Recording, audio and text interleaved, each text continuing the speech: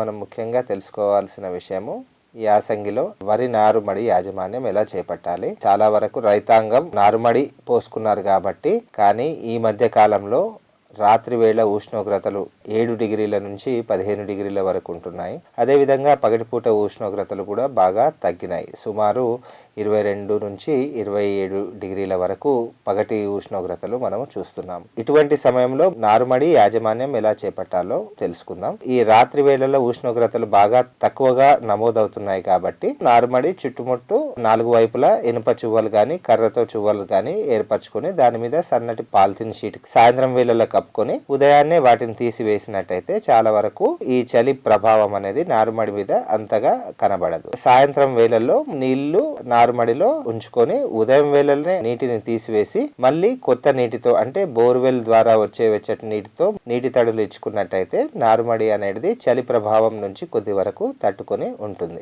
ఈ సమయంలో జింకు ధాతు లోపం అనేది మనము చాలా తరచుగా గమనిస్తూ ఉంటాము.